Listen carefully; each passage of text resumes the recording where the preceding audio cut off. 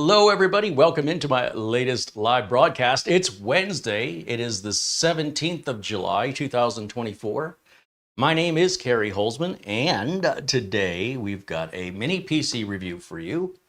First, a shout out to our friends over at Acronis. Have you backed up your computer recently at all? Let this serve as your reminder. No one cares about your data, just you. So I strongly advise you, if you care about it, make a backup of it.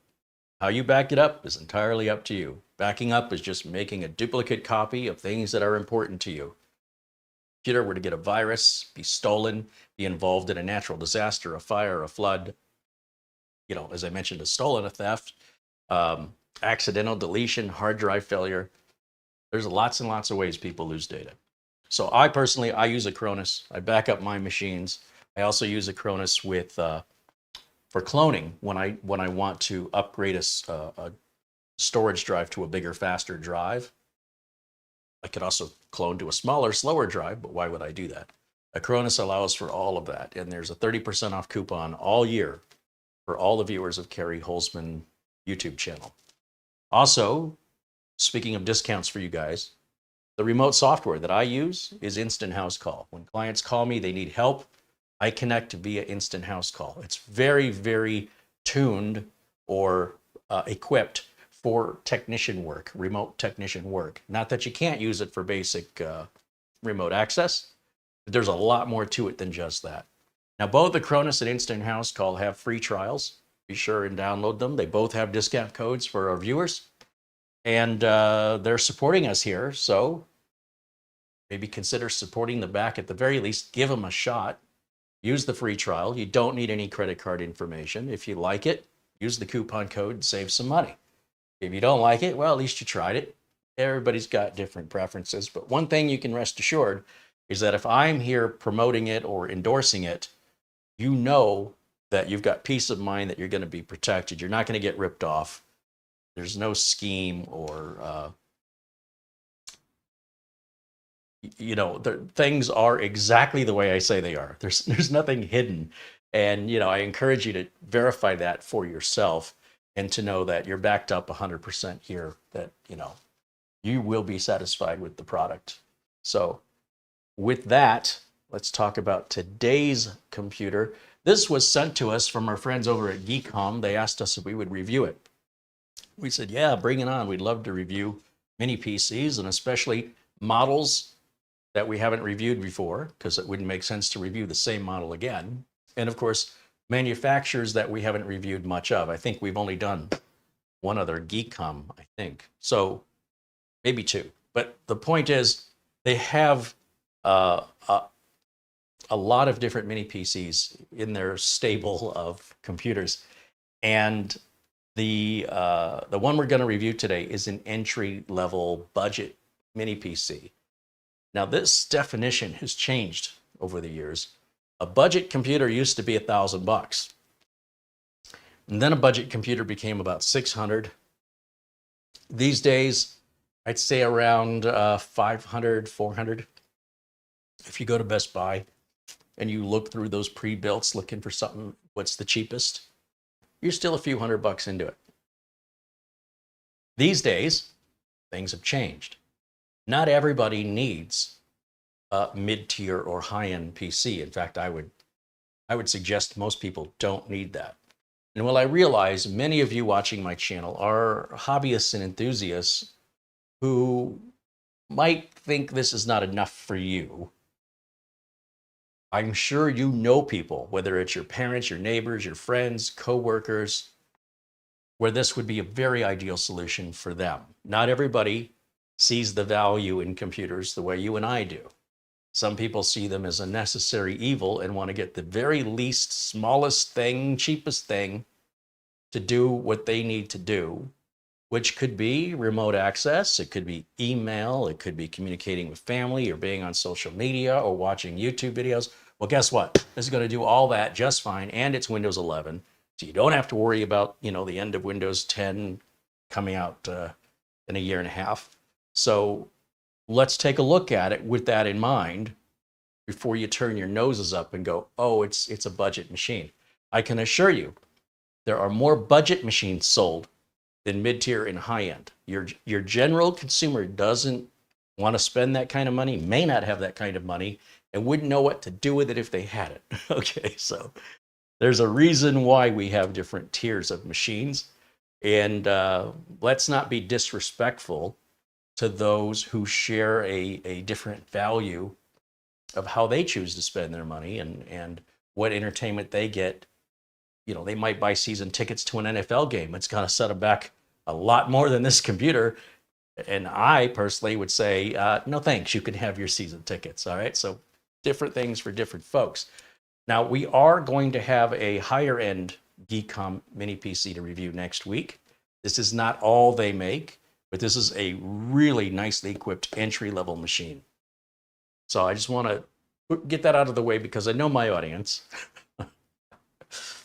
And I'm hoping that first-time viewers don't get put off by that. That in fact, this is a great machine for people who are basic computer users, who aren't demanding, and it can save you a lot of money, and it appears to be made very well. So let's take a look here through the chat. Say hello to folks. There's our friend Buster. Peter Laycock joins us from Scotland, Bonnie, Scotland, with a 10-pound contribution. Peter says, good evening, Carey and Marlena, and everyone in the chat. All the best from Bonnie, Scotland. The temperature in Edinburgh, 26 degrees Fahrenheit, which is -3 degrees Celsius. Luke Greenia says hello from Vermont. Hope everyone's staying warm and cozy. Did I introduce the video as being July? Did I say July and not January? Holy cow, I must be getting old. Do I need to do that again? Did I say July? Today is the 17th of January, 2024. July is 6 months away, or 6 months behind us, depending on which way you're facing. Yikes. These videos are live and unscripted. There you go. What can you do? I think I'm just stuck in summertime. Like, keep this cool weather, please. I mean, for you guys on the East Coast, you might be done with it. But for me, I'm enjoying it while it's here. Please, let's not make July happen any faster than it needs to. Lord Folk wants to know in the chat, if you ever go to start a PC and it doesn't turn on, and then after trying everything, you find out the power cord was bad. I haven't found a power cord that was bad, but I have seen other cords like keyboards and mice where a pet has chewed through them. And I've also seen where the plugs haven't been plugged in all the way. They look like they're plugged in all the way until you grab them and push on them, or, you know, and then they sink in another ½ inch and you're like, oh, well, that'll probably do it. Or they're hanging out of the plug, you know, 3/4 out of the plug. But as for a bad power cable, no, I've not seen a bad power cable. They're pretty darn thick. I don't know how one of those would go bad. Sometimes people run cables underneath a chair with wheels and they roll over that cable day after day, week after week, month after month, year after year. It actually wears a hole through the cable, and then the inside of the cable will short out against itself. I've seen that. But thank you for becoming a supporter, Lord Folk. We appreciate your support of the channel and your question. Is it July? Garfield Rupe with who's been a member now for 13 months. He says, so happy to be a member of this channel. I love watching, even though me building a system is questionable. Thanks, though. Well, y'all got to start somewhere. It's all good. And you do know that if you run into any issues, you can always come here for help. PSC Computers Missouri says, backups are vital for data to be sure. Customer data is our #1 concern. Looking forward to the show. Right on. Most repair shops don't give a rat's behind about your data. They'll usually have a sign on the wall that when you drop your computer off for repair, they'll say not responsible for any data loss. Make sure you back up your computer before you bring it in for service. That's pretty much boilerplate, because how could they be responsible for data loss? There's no way for them to replace the pictures that you took that they erased. There's no value on those. The court can't really assign any value to the photos. Doesn't matter if you spent $10,000 on a vacation and those are your only pictures. That is on you absolutely on you to make duplicates of those to make sure that if anything happens, you've got another source, another location for those files. So yeah, pretty much repair shops are going to say, I mean, we're not going to intentionally erase your data, but if it happens, we're not responsible. And $10 from PSC Computers Missouri in Super Chat. Thank you for that. Planet Cryos with a $2 Super Chat says, good evening, Carey, and all 23 degrees here. Oh, that's not bad. You're fine. Ben Laird said it's a negative 3 degrees Celsius here in Dundee, Scotland.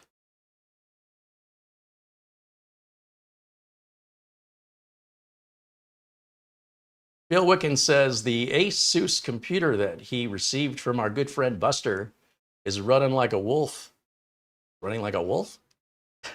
He says it does everything I need to do, as well as with Windows and Linux installed, thanks to you and Buster. Right on, Bill. Good to see you, my friend. I'm glad to hear that that computer's working well for you. I love getting updates like that. $5 super chat from our friend Planet Cryos. So there's another good deal on Amazon, the MSI Meg Z690 Unified Gaming at $250. I think you can buy that directly from MSI at that price as well. I thought the Ace was higher end, but if the Unify is more expensive in the same chipset, it must be a tier above that. I wonder how many more tiers they go. I know there's a Godlike. Isn't that like the maximum?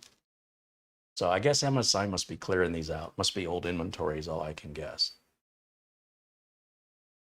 Martin says he's seen a bad power cable used for connecting a monitor. Found the fault by wiggling the cable. Yeah, those are usually thinner cables though, right? So with a PC power cable, that's a pretty thick cable.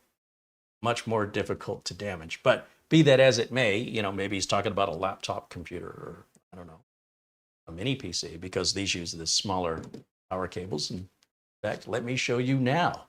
This is the Mini Air12. This is a 12th gen N100. Paul O'Brien joins us from Ireland, contributes €2. Thank you, Paul. Let's take a look over at the website to see what we're looking at today. And bear with me here as I want to bring up Geekom's site first and foremost. Now, I don't know what Geekom has in relation to the UK, but it does look like their website here, or at least the one they've provided to us to share with you, is based in the UK. So if you're watching from the UK, and I'm always talking about, you know, Amazon in America this and deals in America that, you guys in the UK say, what about us? And I'm like, I don't know. I don't live in the UK. Well, guess what? Lots of love to the UK today from our friends at Geekom, because they've given us two links for UK. First of all, we've got the main site. This is the PC we're going to look at today, the Mini Air12, and the specs on it, and the price at £249. And then you can see if you pay with PayPal, you can get £50 off if you're spending over £699. However, they also provided a link to Amazon UK. Here we are, Amazon UK, and $249 right here. But here's the deal. We've got coupon codes. Yes, we have coupon codes that you can use at Amazon UK, Geekom UK, or Amazon US. You'll need to read the video notes. The coupon codes are boldly displayed in the video notes. Should be clear as a bell. All right, what are we looking at? Well, on this model right here, this Mini Air12, it's 16 gigs of DDR5. All right, so we're not exactly talking about a snail. It's an Intel 12th gen Alder Lake N100, which is an entry-level processor with 512 gigs NVMe storage Gen 3x4. Windows 11 Pro is installed. It supports 4K video out, Wi-Fi 6, and Bluetooth 5.2, and has gigabit Ethernet. That's a lot of bang for your buck, especially when you add in the discount code. This last tab I have up here is here in the US. And you'll see here in the US, it's priced at nobody knows because it appears to be out of stock. So we'll have to watch this page for when it gets restocked. Okay, so that's how popular these are. They're already sold out here. All right, now let me go back to camera one. Now that we kind of have an idea of what to expect. And let's see if the pictures match the reality. Now, I have already opened this and updated it so we don't have to sit around here waiting for all those Windows updates. And I went ahead and did the Uncle Carey's Windows 10 optimizer and ran Crystal Disk Mark. So all that stuff we typically have to wait for on these live videos is already done. So we can get to it quickly and hopefully not put you to sleep. Unless you want to go to sleep, you know, then I'll sing you a little lullaby. Okay, look, a little tiny thing. Look at it, isn't that cute? And does this just come off? No. I see it's got little notches in it. No, I wouldn't expect it to. Let me bring it up to the camera. Let me show you what I can see close up. Okay, teeny tiny. Feels like this area here is metal, and then it feels like the top and bottom are plastic. Oh, the bottom is metal. Feels like, well, the top is plastic. Maybe this is plastic. I don't know. It's kind of heavy though, for as thin as it is. All right, here's the front. We've got let's see. We've got a 10 gig per second USB Type-C, 10 gig per second USB 3.0, headphone, microphone, headset jack, power button, and that looks like a BIOS reset if I had to guess. We've got a SD card reader. That's pretty nice to have. And flip around the other side, we have a Kensington lock. So if you're afraid of somebody walking away with this, you can buy the optional Kensington lock from Kensington. And then back here on the back, we've got a miniature display port out next to our barrel power connector, next to our Ethernet, 2 more USB 3s. Those are both 10 gig per second. Another USB Type-C that's also 10 gig per second. Don't know if that supports display out. I think it does. In fact, if that supports display out, and if the front one supports display out, then that would mean you could hook 3 monitors up to this at the same time. We're going to use the HDMI and then a USB Type-C to DisplayPort output on these Type 3s. I think that's doable. There's your top. There's your bottom. The screws are not covered up, so super easy to get into it if you want to. You don't have to remove any rubber feet. So I appreciate that, Geekom. Thank you. That's a lot of computer for 250 bucks. All right. Actually, I think in American dollars, I think it's less than that. But still, there's also the coupon. I'm not including that. So that's manufacturer's suggested retail. Okay, inside, we've got an HDMI cable. I've got the power brick. Now, normally the computer and the power brick are wrapped in plastic bags. I've thrown those out. I figure you guys don't need to see me recreate that, do you? Please tell me no. We've got some screws here that are for a VESA mount here. So if you wanted to mount this behind your monitor or hang it on a wall or the side of a desk, that's what that is for. Oh, this is just, whoops, caught it. It's called bodacious cat-like reflexes, or BCLRs. All right, and then that little round piece, I think, is the piece that was cut out from here. I'm like, what is this for? Oh, yeah, that's where that went. I don't think you're supposed to get that. All right, and then finally, you've got some documentation here.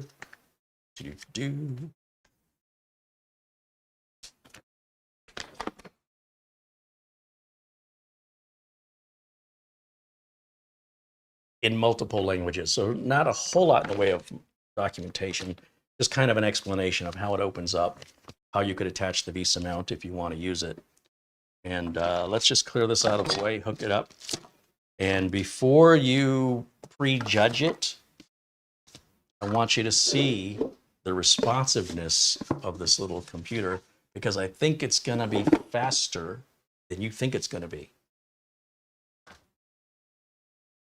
I mean, let's face it, it's still an entry-level machine, but it's not at the bottom barrel of entry-level. It's not like there's just one speed is entry-level and then one speed is mid. There's a range of entry-level, there's a range of mid, and there's a range of high-end. This is towards the upper end of the range of budget. And I would say that's true also in price. It's probably a little bit more, maybe $50 more, sometimes $100 more than an older, slower model that's not as well equipped. So I'm going to go ahead and put power in here. I'll plug my internet in. I'll grab my HDMI cable. And we'll plug that in right there. And I'll turn it this way for you, just in case there's any lights or anything that power up here. And then I need a keyboard and a mouse, which I have right here. Move this keyboard and mouse off to the side, so hopefully I won't try and grab the wrong one, as I always do. So I probably still will. Do what I can. All right, finally, let me plug my dongle in up front here. I could plug it in the back. I don't know. I just plug it because that's just the way I am. And let's go over to the HDMI input. Let's turn this on. Where's my button? Right there.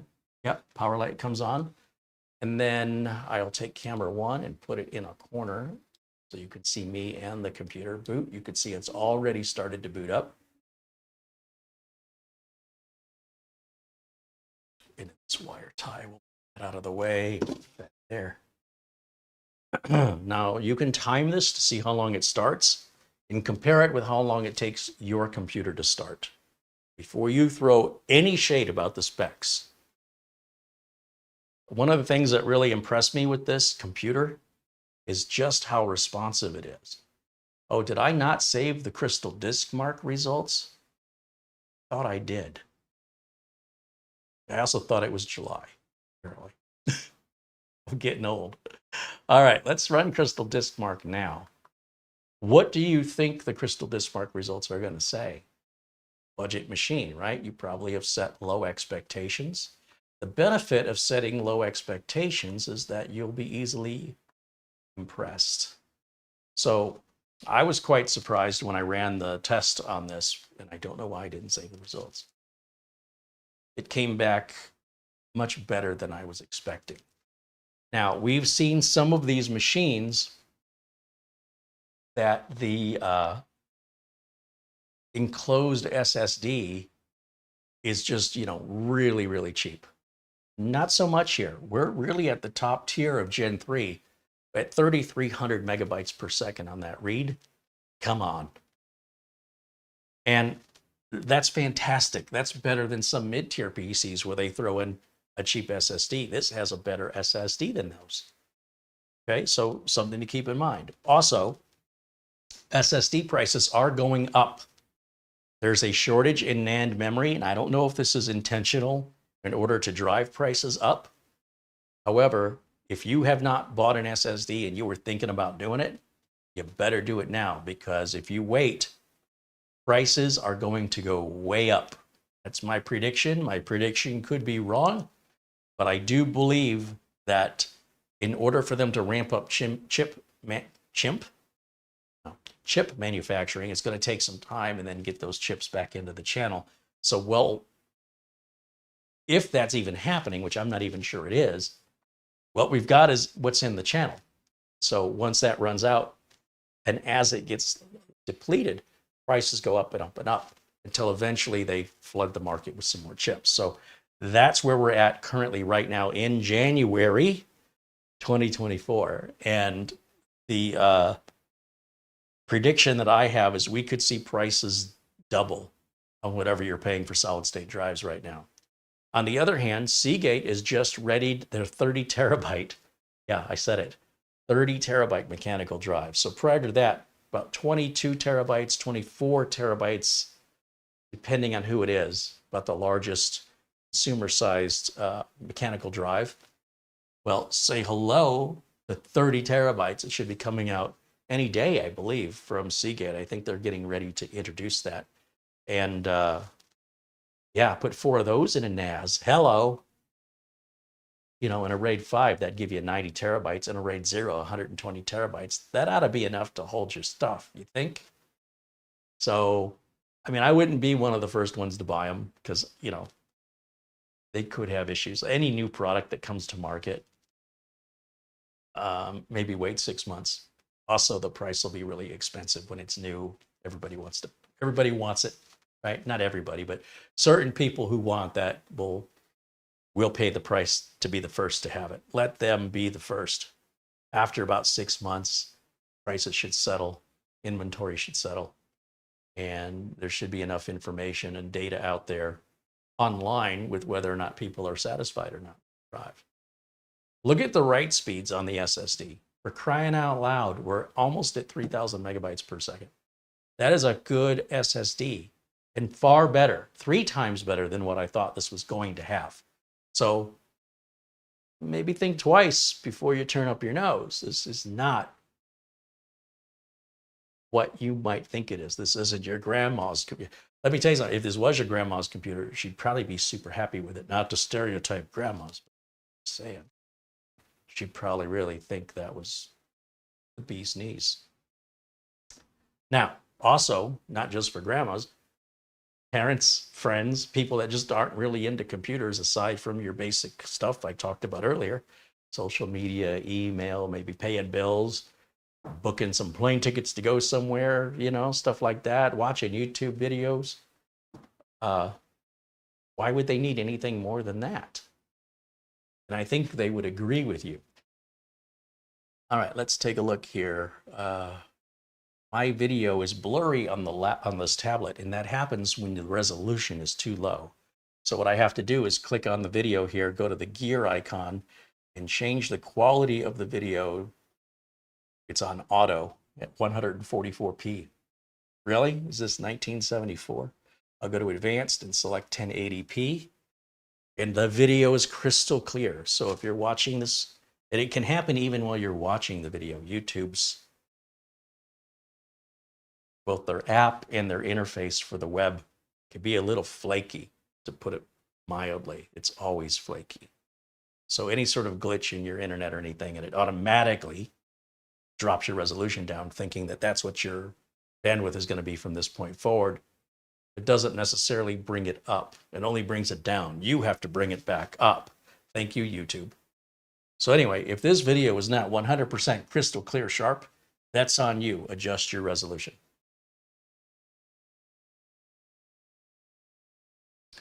Okay, look at the numbers. Seriously, run Crystal Disk Mark on your computer. I'm sure many of you have some faster SSDs, but I also pretty sure many of you have SSDs that are equal to or less than that. So put that in your hat. All right, let me go full screen over here so I can take a screenshot of this and save that, because I thought I already did it. Function Alt print screen. What did I do? Did I close something? Function Alt print screen. Then over to Microsoft Paint. See, things are popping up. See how fast that came up? And then we'll scroll down over here. This little template, tiny template. Control V to paste. File, save as a JPEG. And we'll call this Crystal Disk Mark.jpg. And we'll save it to the desktop. There. Okay. Let's take a look at our specs. We're going to right click on the start menu. We're going to go to System. We want to verify what our processor is. Like, wait a minute, is that really an N100? Is he fooling us?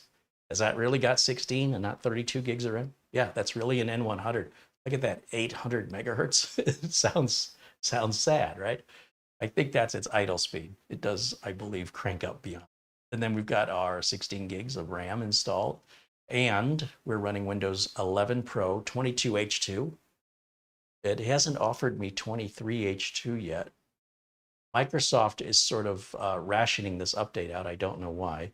But if we go to Windows Update and check it today, still 22H2, update for the driver from Intel. Yeah, I'm still not being offered 23H2, but it'll be offered to us. No worries. It's just not our turn yet. And then if we go to the device manager, let me just close this out. That'll continue downloading in the background. If I right click and go to device manager, we can see that we don't have any missing drivers, I hope. Yeah, all the drivers from the manufacturer, everything's installed correctly. We've got our security device right up here, which is required for Windows 11 compatibility. So we know they're not trying to pull a fast one.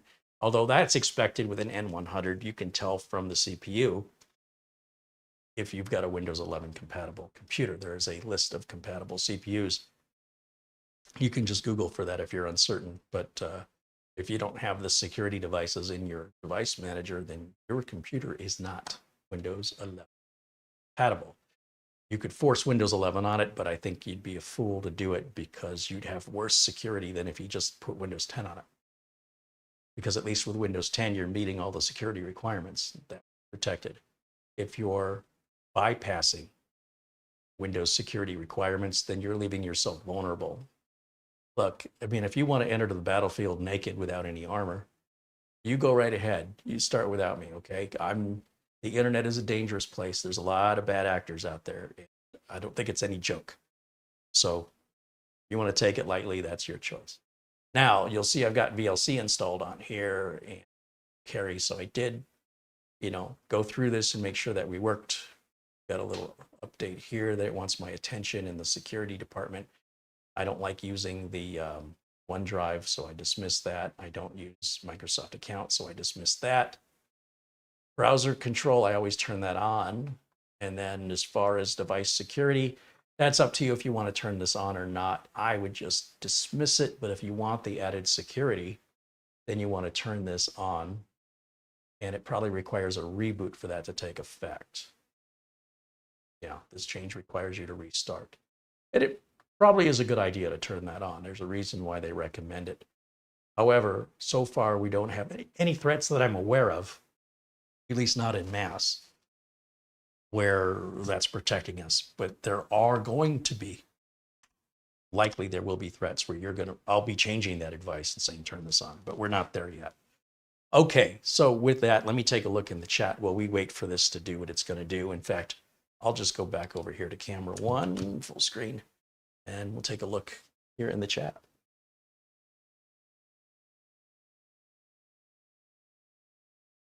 Martin says 30 terabyte hard disks are for cloud servers, not for home PCs.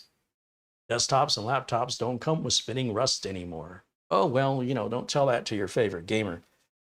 Gamers, they need a lot of space, and it's not uncommon for gamers to still,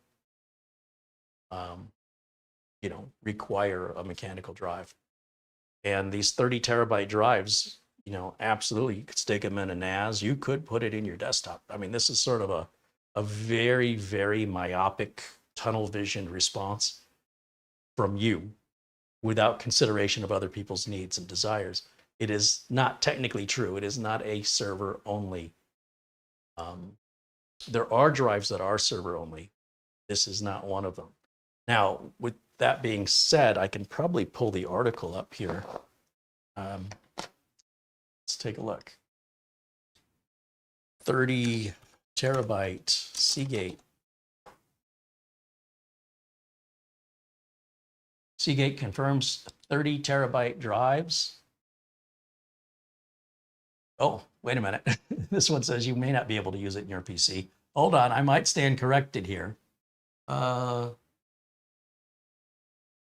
okay. So the entry of the 30 terabyte drives is starting on the enterprise, but it is likely coming to the desktop. But we're going to it's a 3 terabyte per disk product, right? So depending on how many disks they can fit into the cage. So on these, I think they're larger, so they can fit more platters. But as they increase the capacity of the platters, it's likely not far behind entering home users.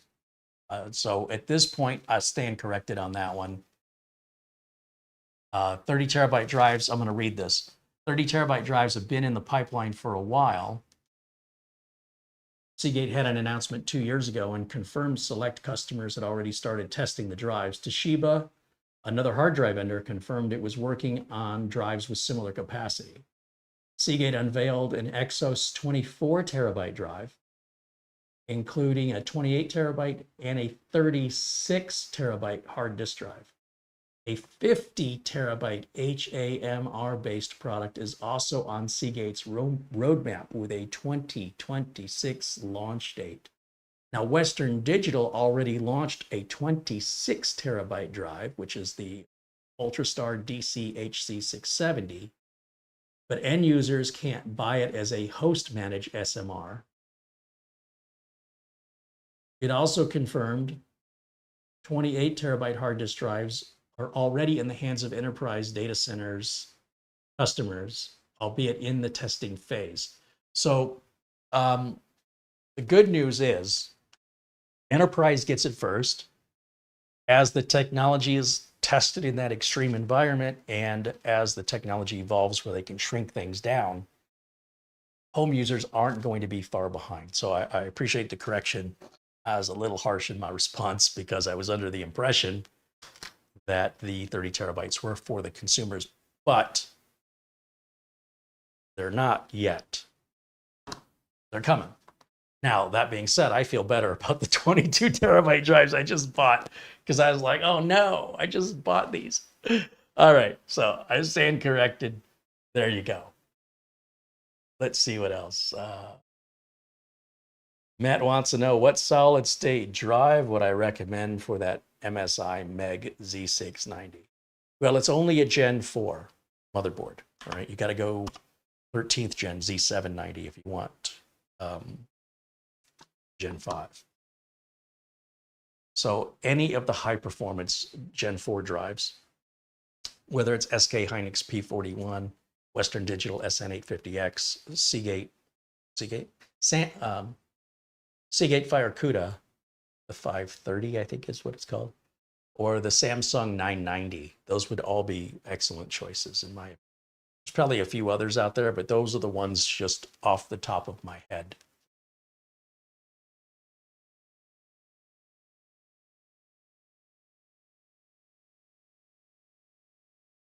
My YouTube studio is not updating properly.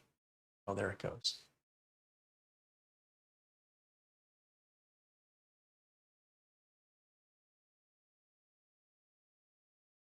All right, so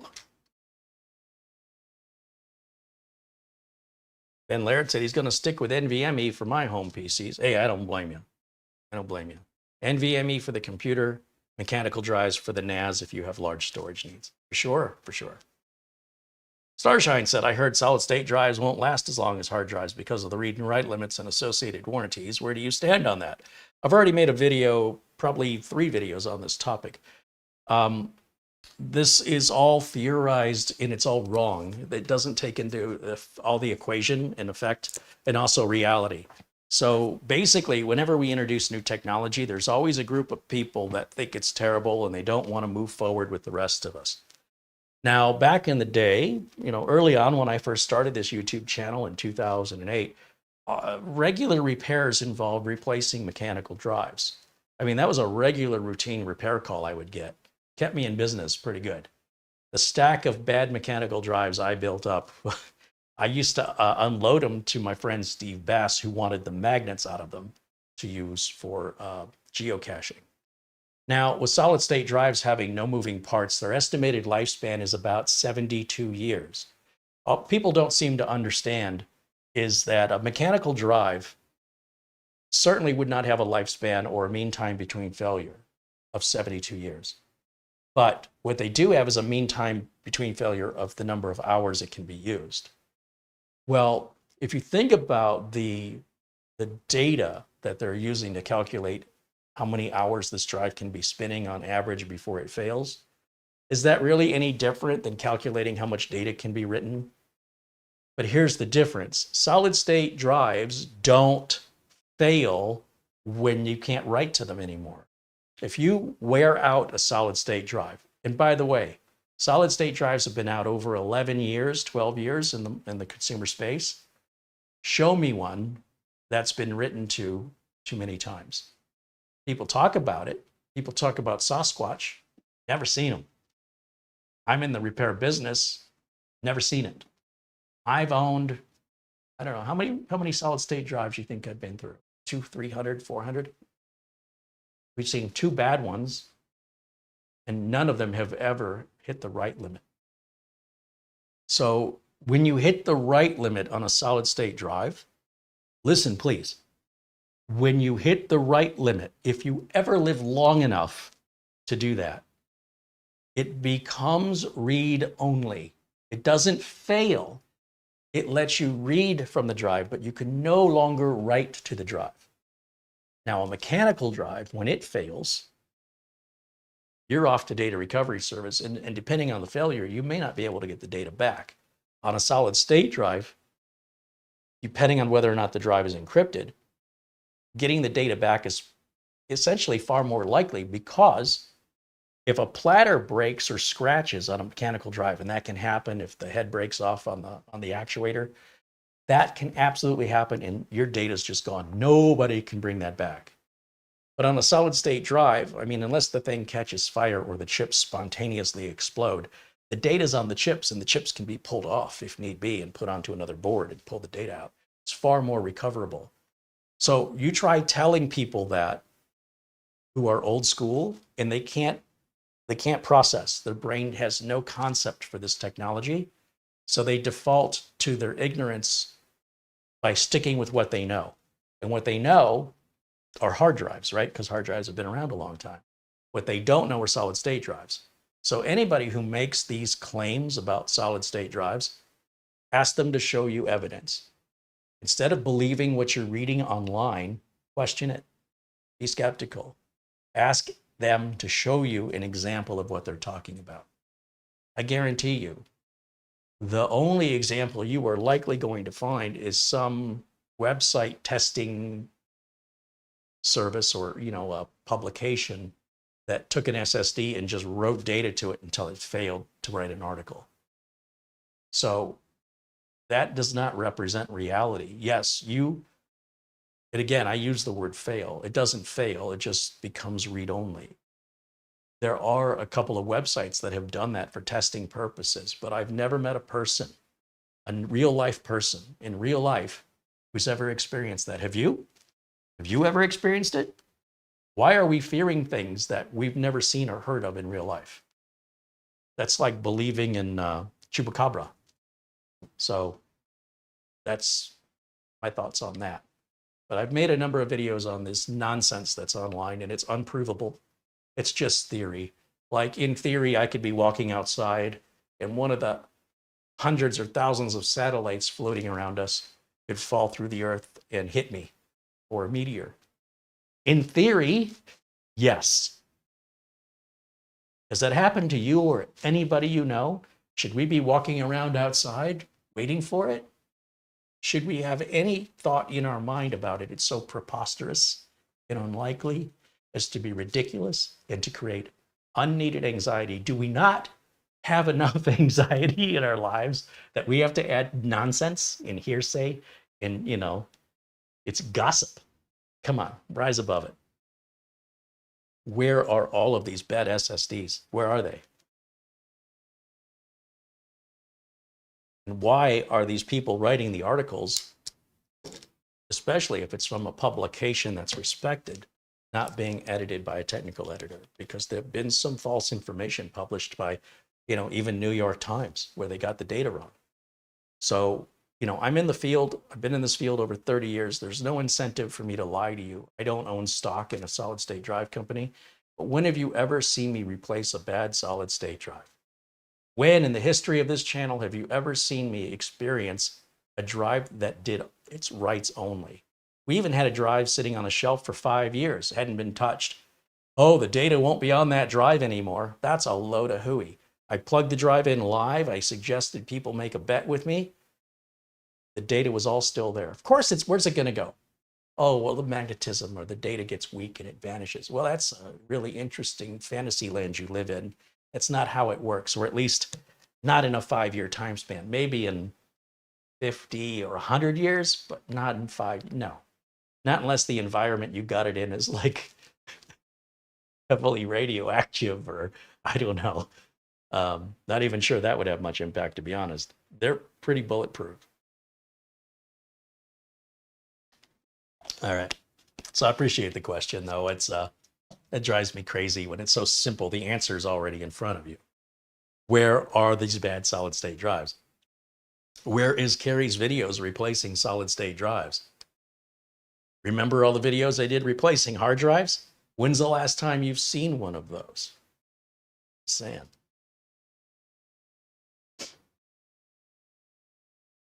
Take a look here. Look through if you have any other questions for me. Do you defrag a solid state drive? There's no point in defragging a solid state drive. It's pointless. All it does is create excessive wear on the drive. No, you do not. Again, this is what happens when you teach somebody 20 years ago, and then they take that knowledge and they think it still applies today. We don't do that anymore. We also don't use regular gasoline in our cars. It's unleaded now. We also don't crank our cars to start them. We don't really have to worry about the maintenance procedures on buggies for horses. Most of us don't. So I think if you want to be in this, be up to date with the technology, you're doing yourself a disservice if you're not verifying your knowledge. Because what you knew was true 20 years ago. And if you're using computers that are 20 years old, then your knowledge still applies.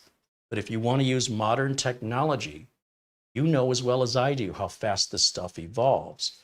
And when it evolves, it doesn't just make the technology faster. A lot of maintenance and a lot of things that we used to do, we no longer have to, because the technology has evolved to a point or changed to a point where it's no longer necessary. If anything, defragmenting an SSD is going to kill the drive sooner. It will have no benefit, zero benefit. Okay. Let's take a look. You do something called trim on an SSD, but Windows does that automatically for you. Let's take a look here. Chat. What else you got on your mind?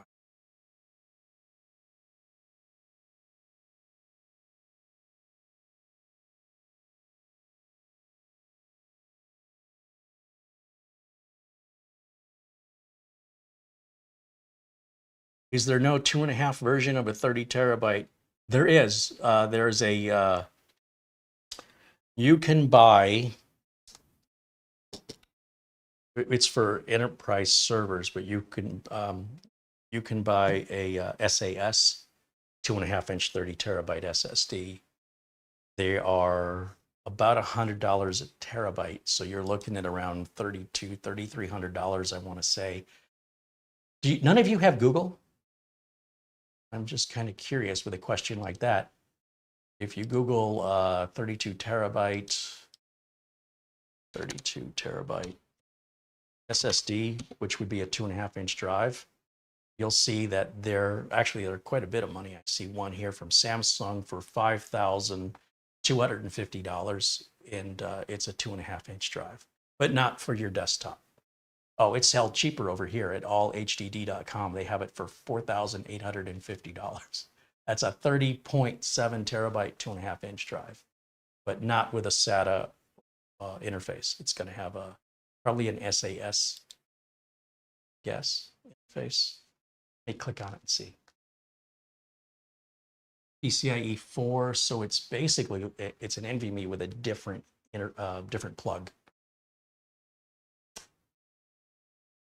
Is that U2 or is it SAS? Anyway, they exist, but probably not something you're going to buy or something you can use in a home computer. So there you go. Let's see what else we got. To my, here I am. All right.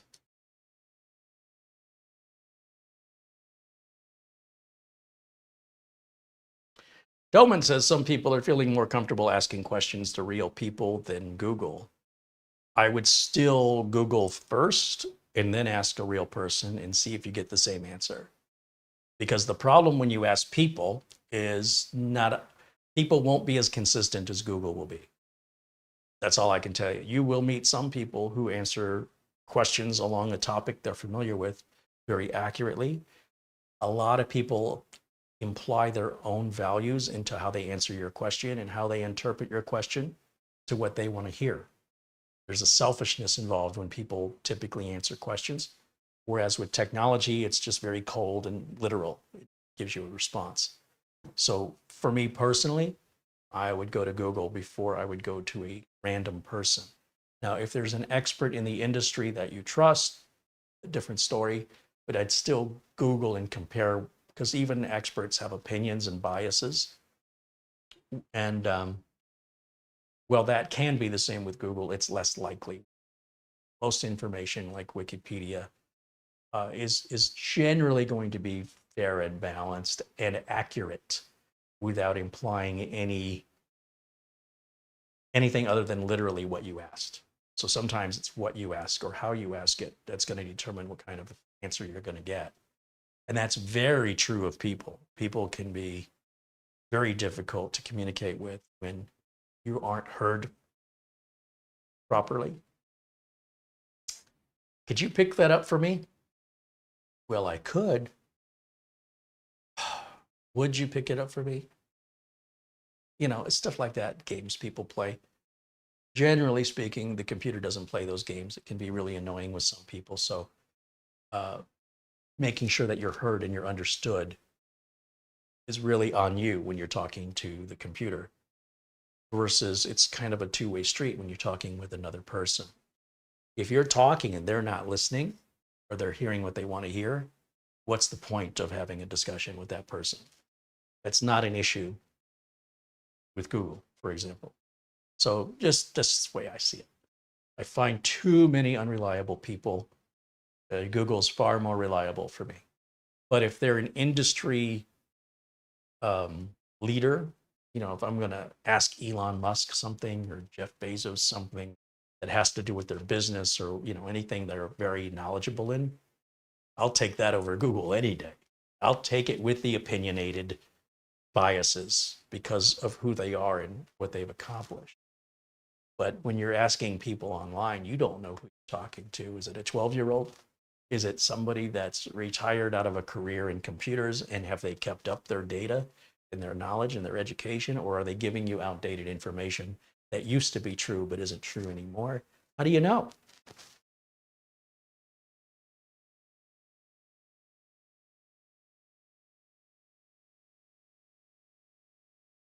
Nick Caffrey with a €5 super chat says, I'm watching on my new build for the first time, all thanks to Carey and Marlena, and of course, the wonderful chat community. Thank you, everyone. What'd you build, Nick? I know you told us before, but remind me. I've got the brain and the memory of a potato. I can't remember. I know it was something good. Devin wants to know, can you build a sleeper computer sometime on the show? So Devin, I don't know if you're new here, but we've been making this channel. We've been making videos on this channel since 2008, and we've certainly done that a number of times. I have no interest in revisiting and repeating what I've already done. But be sure and just kind of search through the over 1,500 videos we have here and look for some of the PC builds. And you'll see we've got a little bit of everything: mini ITX, servers, full size, mid size, RGB, no RGB, sleeper, case mod, all that. So enjoy. You've got a lot of content waiting to be watched. Thank you for the question. Ben Laird with a £2 contribution. Right on. Thank you, Ben. Marlena says, Carey's food pyramid is potato, chicken nuggets, and pizza. Or you left out pretzels and Doritos. I mean, Doritos are corn. They're not potato. So, you know. And Matthew Burden says, I approve. There you go. There you go. David Graham is liking Copilot on Windows 11. Yeah, I'm a little skeptical, but we'll see. DJ Matrix claims he's got an old OCZ SSD, and they had a really bad reputation for being unreliable, but that doesn't mean that they were all unreliable. I'm sure there are other OCZ solid-state drives still working fine today, but you don't hear from those people. You only hear from the ones that suffered a failure, and you don't know if it failed because of a power spike or anything like that. And often they don't know either. They just blame the manufacturer because that's the way people are.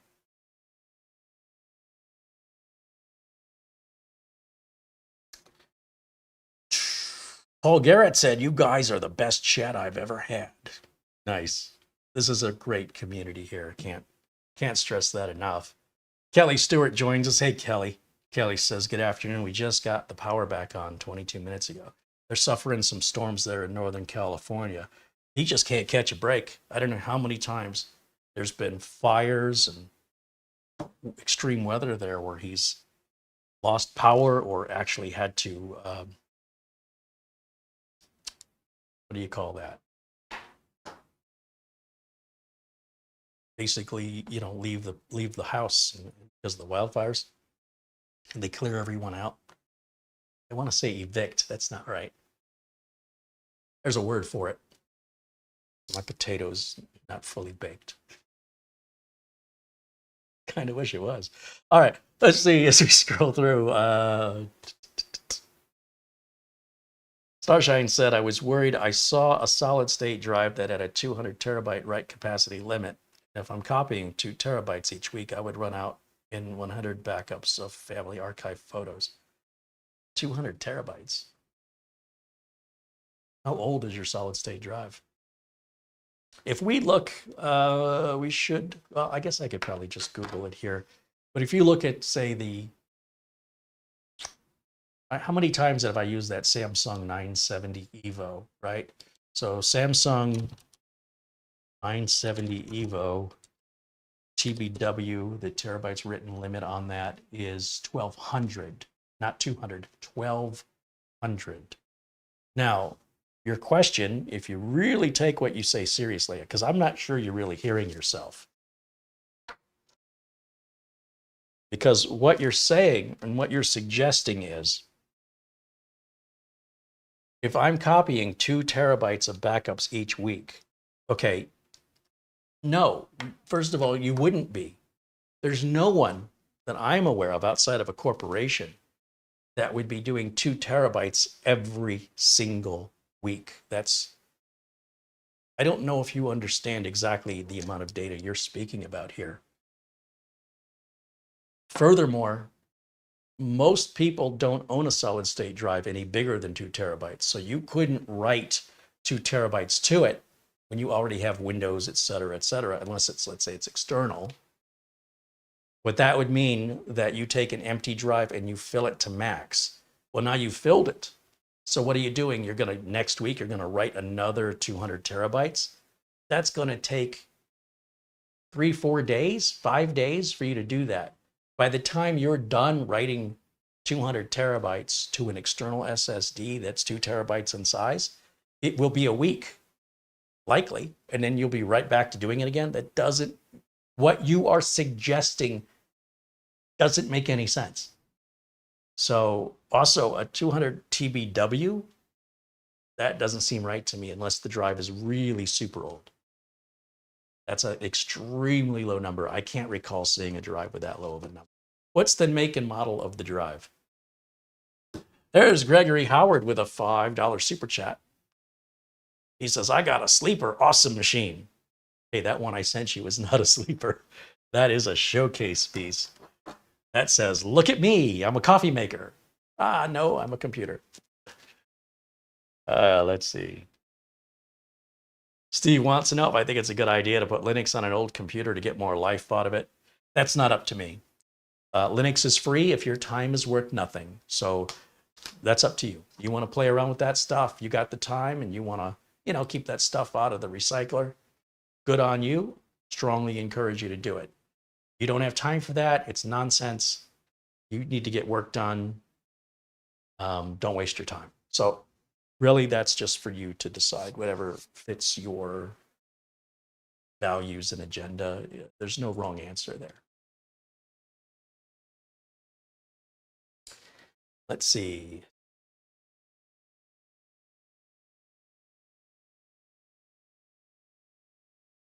Whoops.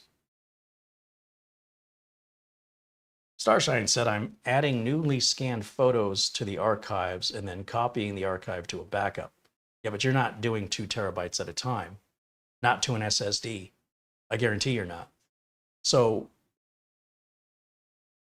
when you're adding scanned photos, you're probably doing maybe a couple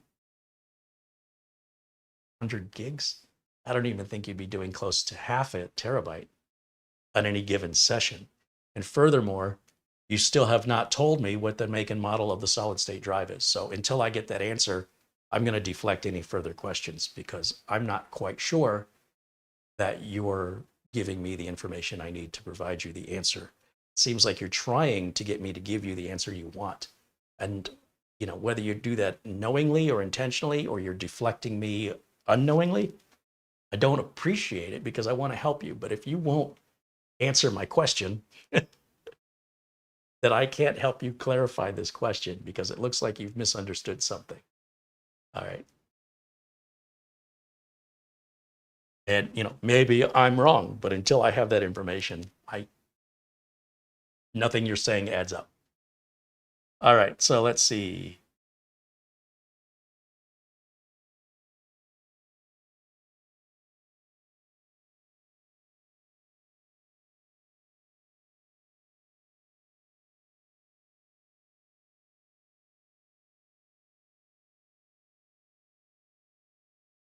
I was super excited. Lord Falk posts a link to a fake 32 terabyte external solid state drive for $80. Yeah, that is not real. That's a scam. That if you see a 32 terabyte, or if you see any drive that is 8 terabytes or larger and it's not $100 per terabyte on an SSD, or at least on an NVMe SSD or external SSD, it's likely a scam. And since the numbers always double, right? 2 terabytes to 4 to 8 to 16. When you see a 10 terabyte SSD available for sale on Amazon, there's no such thing. Once we have a 2 terabyte, the next one will be 4.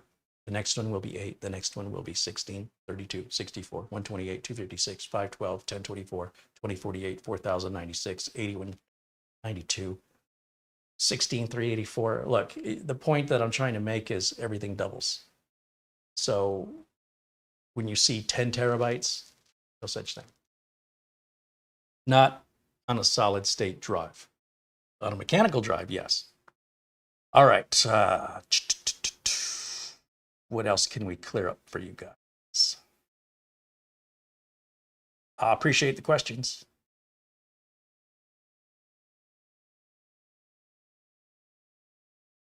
There's evacuating. That was the word I wanted, not evicting. Thank you, Alan Lindas. That was.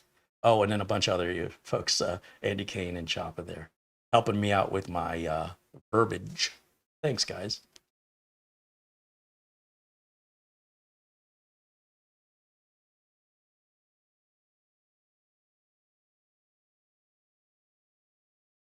Paul Garrett says he's the oldest he's ever been. Yeah, I know the feeling.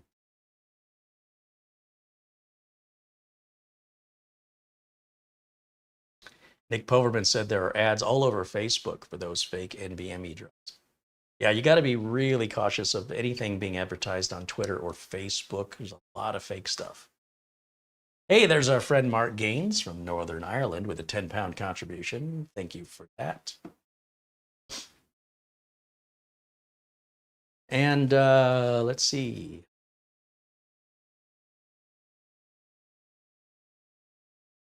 Oh, I was about to say, I'm really excited about something that's coming out. Now, if you know anything about me, you know, one of the first computers I had was an Atari 400. And I wanted that for gaming because it would play the arcade games and it was just like the arcade. The Atari 2600 and other platforms, their versions of Pac-Man and Galaga and stuff, Centipede, didn't look good at all. They were nothing like the arcade. So I wanted an Atari 400 or 800 computer. I couldn't afford an Atari 800 and I could barely afford the Atari 400. Well, years later, this company, which has produced these other little mini replica machines, not the same one that does the mini arcades. This machine does like mini replicas of 8-bit computers. Look at this. Oh my gosh. Must have this. 120 bucks. Now, my understanding is the keyboard does not actually work, but back in the day, that was a flat membrane keyboard. You could really have to mash down on them to get them to, yeah, it was a real pain. I actually converted mine to an aftermarket regular keyboard, but this was the cheapest version of the Atari home computer. And now, this is pretty darn cool because they're giving you 25 games built into it with the ability to add your own games. And it's got a rewind option and a save game option. The joystick is mostly the same, except obviously it's going to be USB and it's got 8 buttons on it, since I guess the buttons on the keyboard don't work. And you have the ability to bring your own 8-bit compatible games through a flash drive. So yes, please take my money. Take my money. It says coming in March of 2024. There's a wait list and it's available for pre-order at Amazon UK. So if we go over to, tell you what, let me go back to camera one for a minute. We go to Amazon.com.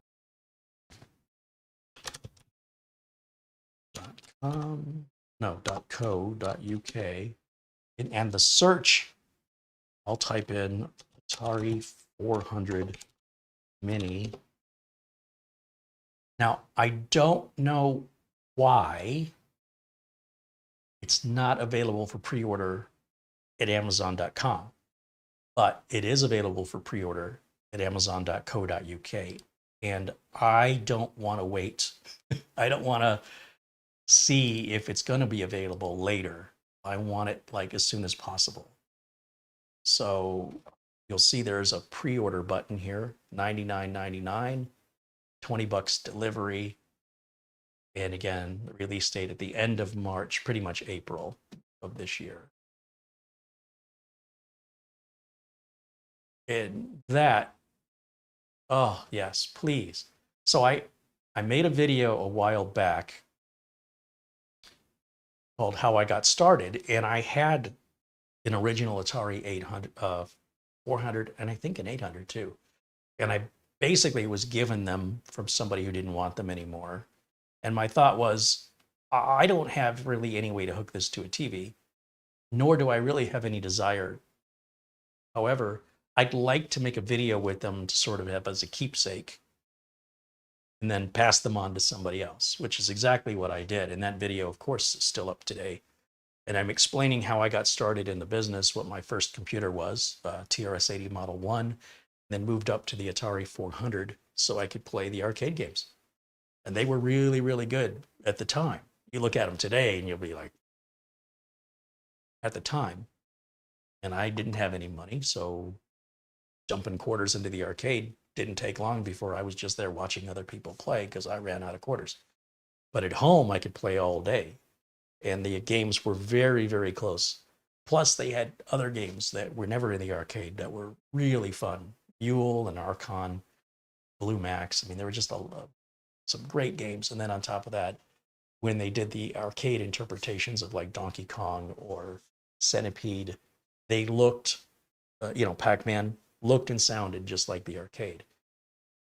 2600, terrible, flickery and boxy, terrible sound. So anyway, that has a special place in my heart. But I didn't want a full-size machine to stick back here as decoration. It's too big and bulky. But a mini one? Yes. So yeah, I am getting that. That's got my name all over it. I told you I'm the OG. I'm the original gamer. All right. See what else we have going on here. Yeah, they did a mini, I think they did a mini Commodore 64 too. Paul Garrett says he has an Atari 400. It might be worth something one day. I don't know. I mean, you will see them for sale on eBay and stuff. And they kind of sell for what they sold for when they were new, like about $400. But $400 in 1980s money is very different from $400 today. Doman said he had the 800 XL. Yeah, yeah. I had an 800 XL. I had a 1200 XL. Was it? No, 1200 XE. No, it was a 130 XE. There was a 1200 though. I had it. XL.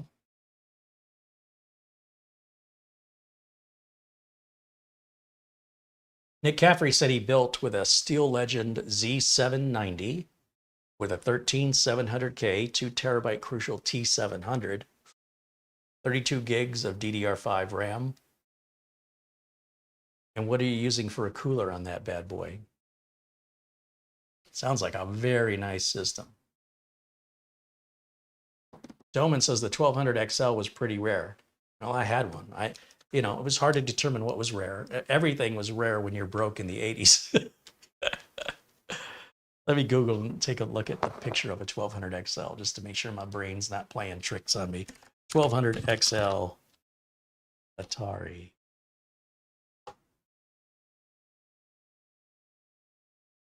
Oh, yeah, I had that. I definitely had the 1200 XL. It was very similar, as I recall, to the 800 XL, but the 800 was not as long. Take a look at it. Atari 800 XL. Yeah, I remember it right. And then the 130 XE was the last Atari. That was Atari 400 compatible. It was very modern looking, very different looking for Atari. And then after that, it became the IBM PC, right? The home computer back in the day. Yeah. So I ended up, I was giving my old computers to a friend who was even more broke than I was. And then he would spill beer on them or something. Ruin them. Here's another one. It was very irresponsible. So he ended up owning more computers than I did. Same with cars. He never lasted very long. He never took care of anything. But, fun guy to be around. It's always interesting.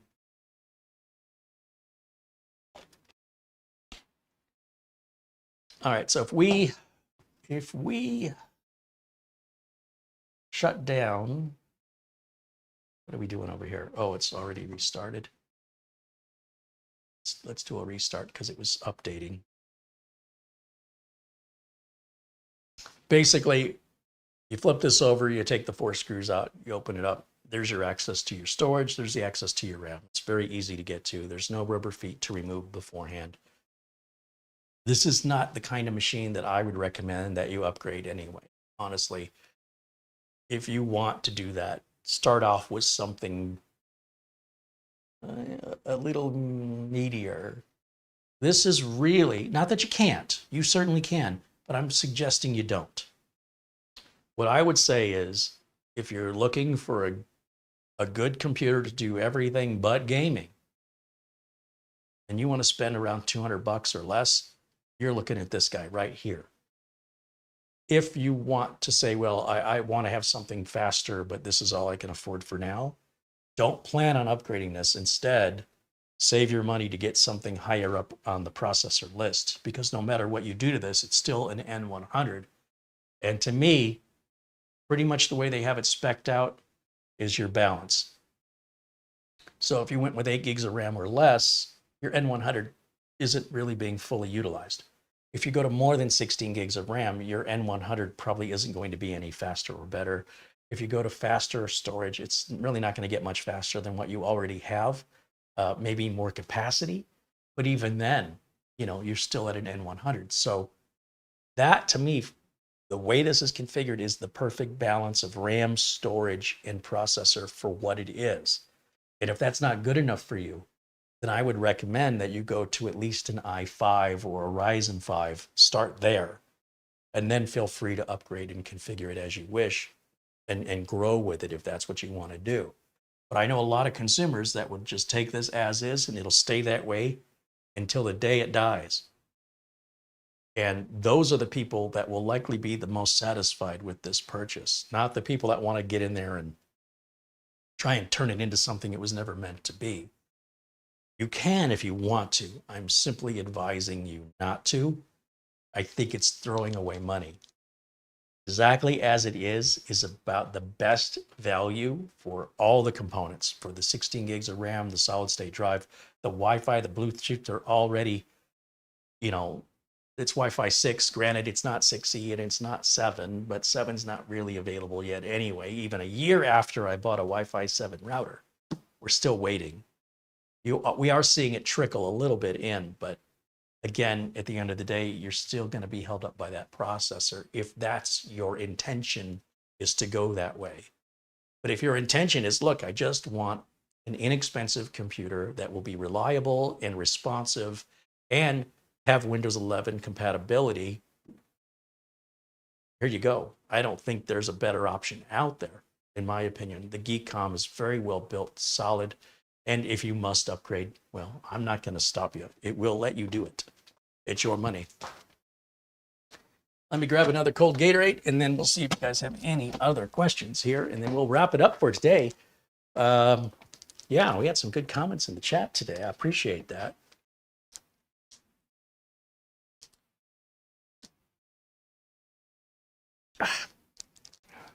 Either these are getting tighter or I'm getting weaker. Maybe a little of both. Come here, Sonny. My Gatorade for your grandpa.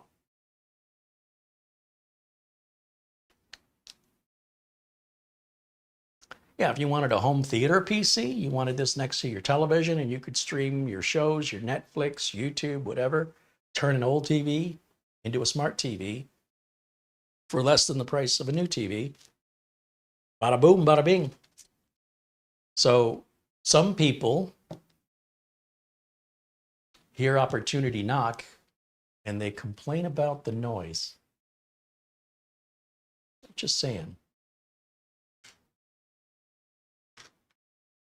Andy says, I'm just getting old. Who said that? Ben Laird said it makes you wonder where we're going to be with our computers in another 20 years. Well, I mean, look how far we've come. Look how much power is in this handheld computer that has a phone app on it. It's hilarious to me that we call this a phone. That would be like calling this computer my solitaire box. Oh man. All right. Let me see if I've missed any messages here.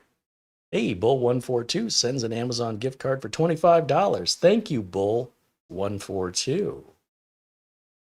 And yeah, I think that catches me up there. And then we'll just look here over here again for the chat and see if we have any other questions, or, you know, if you're conflicted because you're hearing one thing from one person and one thing from somebody else about technology, I'll do my best to set you straight. I'll do my best. Paul Garrett says, thanks for the stream, Carey. Hey, right on. Thank you, Paul. Thanks to Geekom for sending us this machine to review. I like it. One of the issues I've seen on these budget machines, these entry-level computers, is they can often feel cheap. They're kind of plastic, and you can kind of squeeze them. They like creak, and I don't know. Sometimes they're loud. I don't even hear the fan on this at all. Like, I can't even tell that's on, except I see the lights blinking back. It's silent.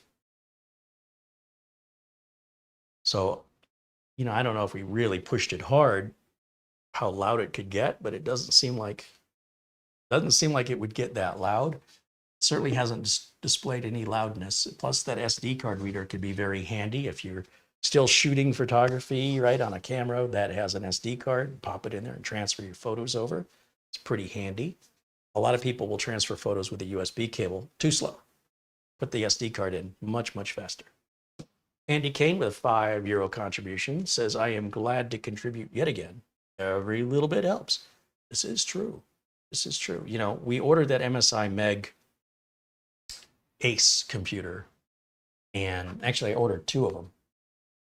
And I don't really need another computer, but I really want to build on that board because that is a heck of a motherboard. And that means buying another CPU, RAM, storage, case, power supply. Thankfully, our copies of Windows are cheap. I go to Windows, to buy Windows, I go to VIP CDK deals. And I pay the same price you guys pay. I use the coupon code, Carey, I get 30% off. And what I'll do, if it's Windows 11 Pro, is I buy a Windows 10 Pro key because it's cheaper. And then when I install Windows 11 and it asks me for the product key, I put in the Windows 10 Pro key and it says, thank you very much, you're activated. Now, VIP CDK Deals does sell Windows 11 Pro keys. They cost more. Don't let me stop you if you want to buy one. And they also sell discounted Microsoft Office keys as well. And it's all fully legit. It's all fully legal. It's guaranteed to work. They've been in business a decade and a half, closing in on 2 decades. So these people that are so convinced something's illegal, Microsoft is well aware of their existence, and you can contact Microsoft and ask them yourself. So there you go. We're trying to keep that deal as long as possible with VIP CDK deals. I don't want you guys buying product keys and then hoarding them. And then if you have any issues with them later, months after you bought them, kind of looks like you're a scammer when you're calling for support saying it doesn't work.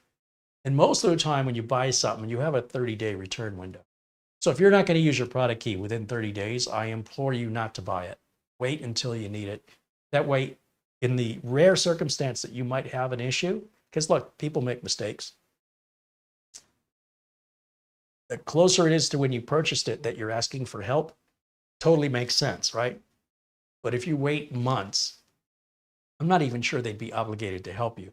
If you try to return something to Best Buy more than 30 days after you bought it, regardless of what your excuse is, I just didn't have time to unbox it. Then I unboxed this TV and realized it's cracked. I want to exchange. No, you had 30 days to do that. Now you deal with the manufacturer, right? So I don't like that ugliness. I don't like the skepticism that comes on behalf of the sellers. And I don't like the skepticism that comes on the behalf of the buyer. So I'm the middleman. I'm the guy saying, okay, all these people I'm endorsing, they're honest. I don't know if you are. And if you follow these simple guidelines, you should have an excellent experience. And if you don't, you reach out to me personally and I'll make it right. Because I 100% endorse VIP CDK deals, Instant House Call, Acronis, RoboForm. I use this stuff every single day and I've been using it for years. They are excellent companies. They're not some fly-by-night. They don't overcharge for their products. And they're giving you guys, specifically you guys, a discount code that other people don't get. So I hope you take advantage of it. And they all have trials of everything they sell. So you don't worry about getting ripped off or deceived. Download it and try it. Try RoboForm. Try Instant House Call. Try Acronis. Even Windows and Office have trials before you have to activate them.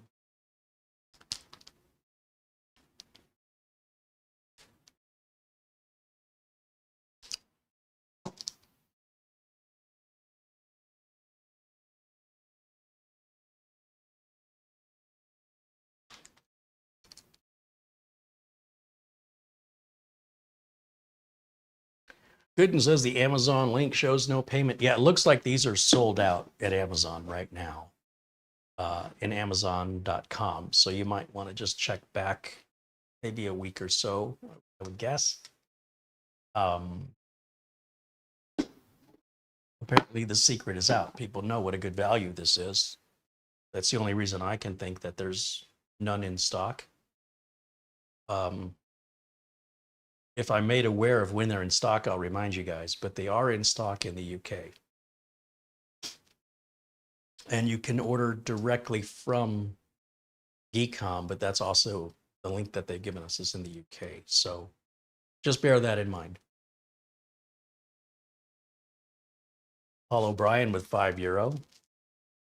Thank you, Paul.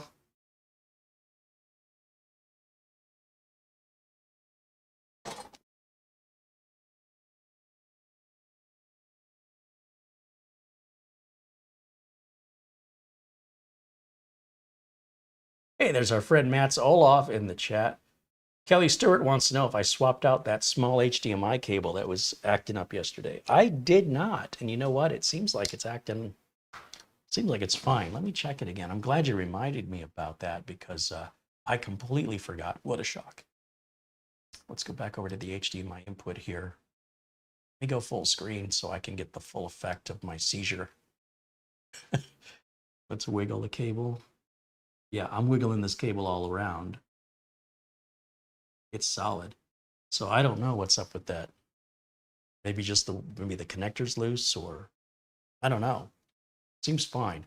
The issue though, I can look at the cable and I can see it starting to separate the cable from the connector.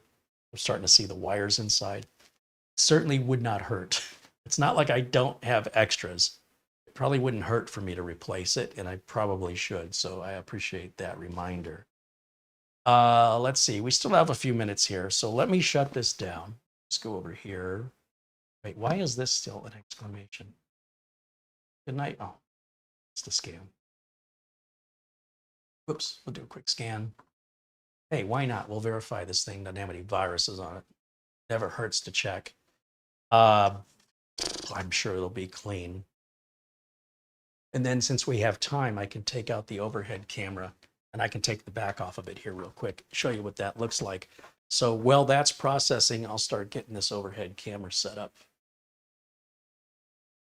Let's see here, that way, that way.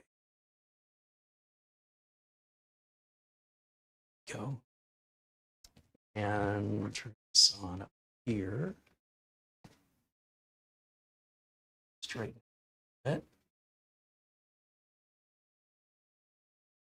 And over to camera one in a corner so we can keep on this mini at the same time.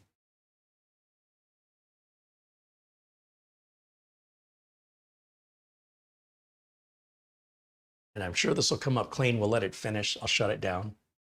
We'll unplug it, flip it over, see if it's a boy or a girl.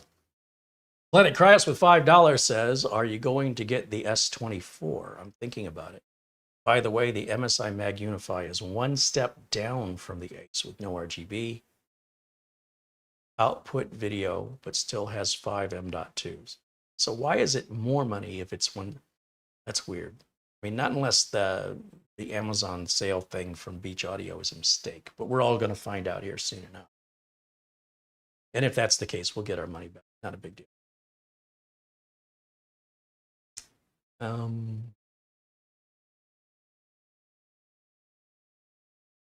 Nick Poverman mentions these computers would be great for a senior center that needs computers. So there's people that could just go online and check email. This is true. Most senior centers do have a computer room. Now, I don't know how that changed after COVID, but for some time that stuff was shut down for many senior centers, but it's probably back up now. Let me go full screen on this computer so I can see. Wait, where'd it go? Okay, here we go. That's 0 threats found. Perfect. Close. Shut down here.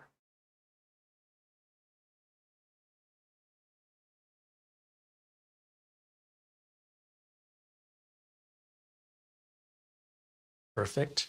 And then we're going to go over to the close-up camera. Right. And we definitely want power removed before we do this. Probably want to unplug everything, but once again, I have set this up where I have to lean all the way across the desk instead of bringing this closer to me. Moving the arm closer to me.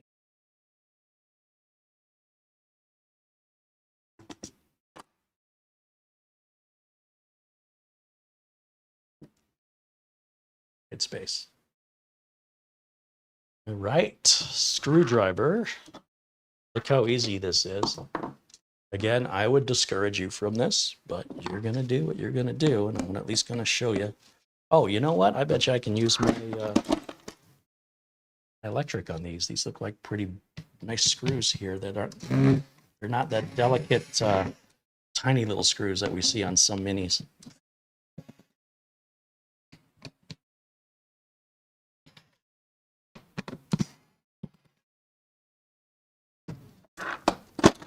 And just grab the feet, kind of pull up on it here, both sides. I'm glad I unplugged it because I keep hitting the power cable with my thumb when I'm trying to grab this. Okay, now there might be a cable attached to this. I can't. Nope, no cable. So no way to add a 2.5-inch drive on this. And you do only have one memory socket. The N100 is not a dual channel processor. So don't expect to buy an N100 with dual channel memory. We've got, oh, well, that's why it's so good. It's a Lexar NVMe, and it's got thermal tape on it. And it's an NM620.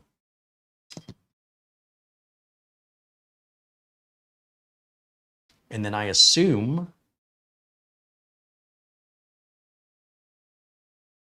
the Wi-Fi card is under it, but it is soldered on. You cannot change the Wi-Fi. I thought you could, even though I suggested you didn't.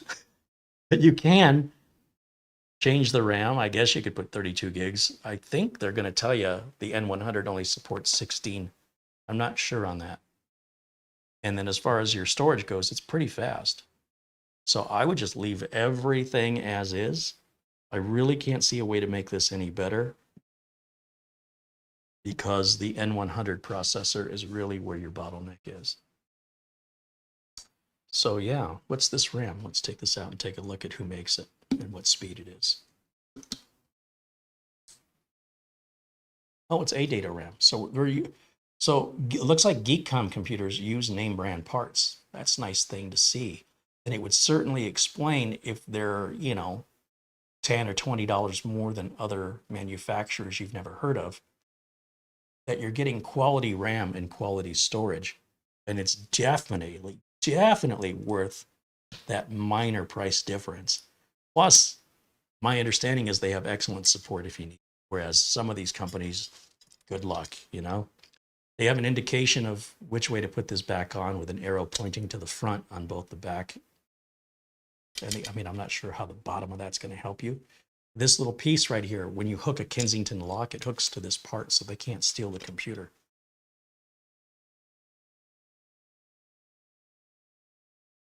Front is this way.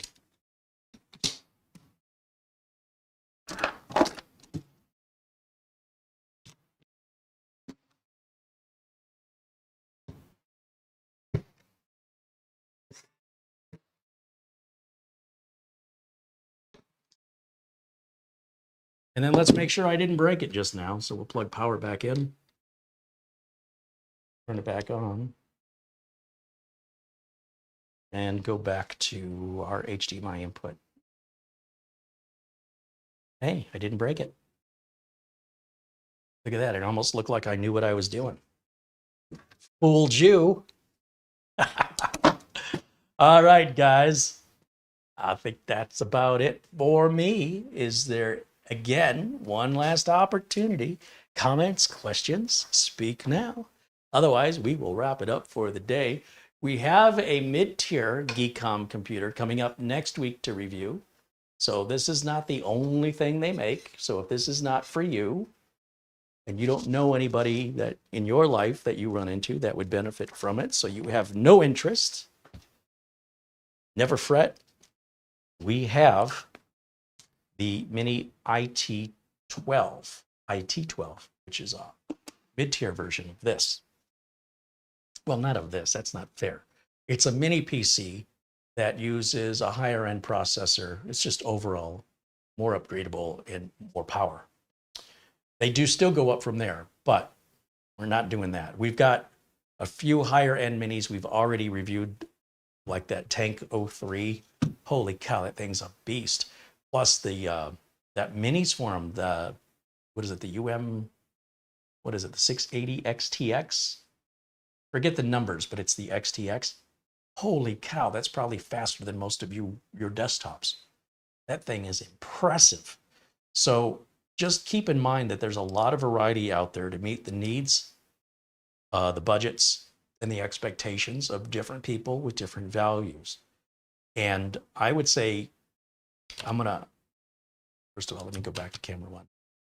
I definitely have to put Geekom in the category of respectable mini PC manufacturers. Some of these mini PC manufacturers, they're sort of like sticking their toe into marketing in the United States, and they don't have much in the way of support or much in the way of experience in what US customers expect, right? So you're kind of on your own when you buy them. And the reason you buy them is because they're cheaper, but they're also generally not built as well, with some exceptions. Then you have some companies that are just consistently built well and they have good support. So I believe, in my opinion, Geekom is one of those companies. ASUS also makes some mini PCs. Of course, Minis Forum and Ace Magic. These are the ones that you continually see here on the channel. If you see a manufacturer like Minis Forum or Geekom or Ace Magic over and over and over, it's because I have evaluated that they are worth introducing to you. If it's something that you've only seen once, like some manufacturer I've only shown you once and you've never seen them again, there might, I'm not saying there is, there might be a reason for that, right? Because I do a lot of these where I experience them for the first time on camera with you. So I don't know if it's some different company that I've never worked with, if I'm going to like it or not, or if it would be something I would recommend.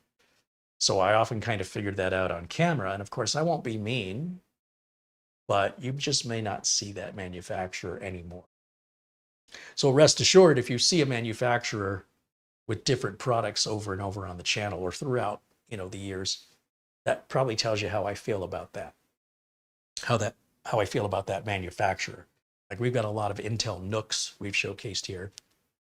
Intel doesn't make the NUC anymore. They sold the licensing off to ASUS.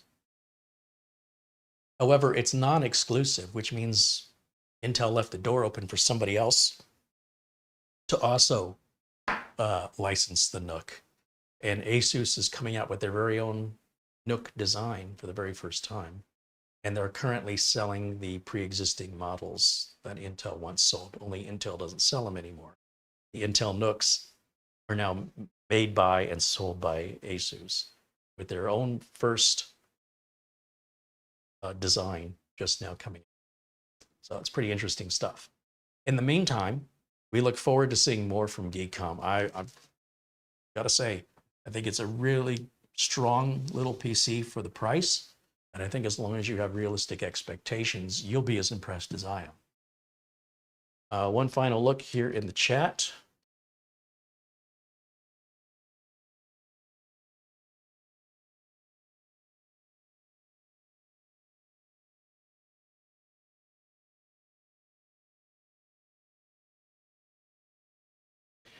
Chris McGraw says that Lexar drive in there, if it was 1 terabyte, would be $90 in Canada on Amazon.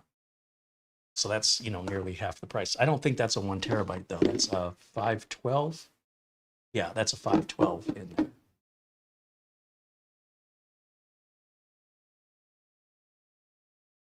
If I had any more calls from the Microsoft scammers, they stopped calling me for some reason.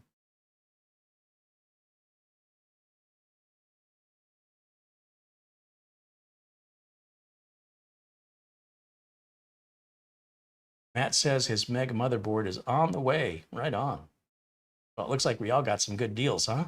Glad you guys took advantage of that.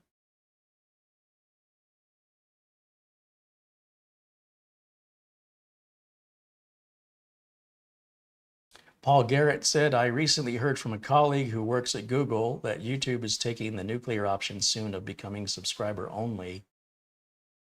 So, yeah, you know, Sally said that Jenny's wearing a different color sock, pass it on. I wouldn't believe that. My friend works at so-and-so. My friend's cousin's uncle. Please, guys, don't spread this stuff, please. I personally would love it if YouTube became subscriber only. I can imagine that that would help with the scamming, the spamming, and the harassment and bullying and trolling. It would at least, you know, it wouldn't remove it, but it would put a dent in it. The way it is now, as a creator, it sucks. But I don't think YouTube's smart enough to do that, to make it subscriber only. Really wish they would. What YouTube needs to do is they need to say, look, you can watch a certain number of videos for free per day, and you can't comment on them unless you create an account. Now, if you create an account, you're on probation, meaning you can watch, again, a certain number of videos a day that'll be more than somebody who doesn't have an account, but still have a limit. And you can leave so many comments, but you got to have a limit to see if the comments they're leaving are troll comments and harassment or spam. And keep that probation for like, I don't know, 2 weeks. After 2 weeks, then fully release them to leave, you know, watch as many videos as they want. Doesn't necessarily mean you got to charge people anything. But that would do a massive improvement to the harassment and scamming and spamming that is just free for all here on YouTube. And that would be a great way to solve it. But do you think they're going to do that?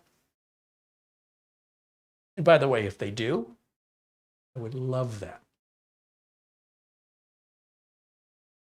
But it's not, they're not charging anybody. So even if you had to be a subscriber, how would you know what to subscribe to if you didn't watch the video first? So that doesn't really make any sense. But requiring a YouTube account, it's still free. And, you know, being able to then verify those accounts so that if somebody does something, we can hold them accountable. You know, if they do something they shouldn't be doing. Again, there's still going to be people that find loopholes and slip through. For the most part, it would make a very big dent in the misbehavior that's going on, bad behavior that's so prevalent here on the platform. But that's why we're so lucky to have this community, right? We've got a great community of people here. Everybody's very supportive and very kind, respectful. And, you know, where else do you see this on YouTube? As far as I can tell, it doesn't exist. Try watching a SpaceX launch. SpaceX, you know, airs their videos live with the chat room open, and it's just like a free-for-all kindergarten. It is ridiculous. It's like somebody got left alone with a computer for the first time without their parents in the room. It's ridiculous. But I am excited they're going to be having an Axiom launch here, SpaceX, where they're launching people up to the space stations. And so those are always more critical, right, when there's human lives on board. So I'll be looking forward to watching that. I think it's tomorrow, Thursday. Speaking of tomorrow, I have another mini PC to review. And this is from a spin-off, a sub-brand of Minisforum called Codlix. And this thing is very powerful. It's also in the $600 range, but it is fast. So I hope you'll join me tomorrow. I always start my videos when I go live at 1 o'clock Phoenix time. 1 o'clock Phoenix time is 12 p.m. on the West Coast. It's 3 p.m. on the East Coast. So 12 p.m. Pacific, 3 p.m. Eastern, and then outside of the US, I don't know. You can Google what time is it in Phoenix. Any of you can do that anywhere in the world, and it'll tell you the current time in Phoenix. And then you can look at your clock on the wall and you can do the math. It's not rocket science to figure out what time the show starts. And then, of course, we've got the MSI Project Zero build on Friday. Good friend Mitch Morrison will join me and help me put together the motherboard and case are designed where all the cables that plug into the front of the motherboard have been moved to the back. So your PC, your power supply, your power switch, your your USB cables, all of that stuff is behind the board instead of on the front of it. That way, when you look at the motherboard through the window on the case, all you see is motherboard. You don't see any cables except maybe your cooler, right? Whatever cables, if you've got an all-in-one or an air cooler, whatever cable powers that or hoses, that's it. That's all there is. Everything else is behind and all hidden. Sounds pretty cool, right? So it's called Project Zero. MSI introduced it last year at CES. And ASUS says they're going to make a motherboard with all the connectors in the back this year, but they're not calling it Project Zero. They're going to have their own name. If this becomes a new standard, that would be great for me. I would love that. And yeah, thank you to Marlena for doing the video notes and setting up, creating today's thumbnail. Thank you to Geekom. Thank you to our friends at Acronis, our friends at Instant House Call, our friends at RoboForum and VIP CDK Deals. And thank you to all of you, both members, subscribers, first-time viewers. And of course, for all the super chat, Amazon gift cards, PayPal contributions, you guys keep me independent. And so I don't have traditional sponsors in that sense where I'm, shoving products down your throat. It's really products I really believe in that I think offer a good value and offer you a discount. If you want to do it, I hope you save money and like the product as much as I do. And if you don't, then don't. It's all good. So that's mostly, the best way I can explain how I can keep my independence and I can give open reviews and, just be honest as a technician what my perspective is on software or hardware or services that we review here. And I just think there's too much advertising disguised as reviews here on YouTube, and it's pretty bad. So it's hard to know which channels you're watching, which are actual reviews, and which ones are sort of, you can almost tell when they're paid. Like if they just seem like they're gushing about the product or they have no criticism of the product at all, it's probably paid and it's disguised and mislabeled as a review. So at least here, I keep it all real. This is why I go live, unscripted and unrehearsed. Everything's filmed in one take. So if I call January, July, that's what happens. It's real. And my reviews are real too. So if you care about that, because I do, you've come to the right place, and I couldn't do it without you. So thank you. I'll see you all tomorrow, 1 o'clock Phoenix time. Until then, bye for now.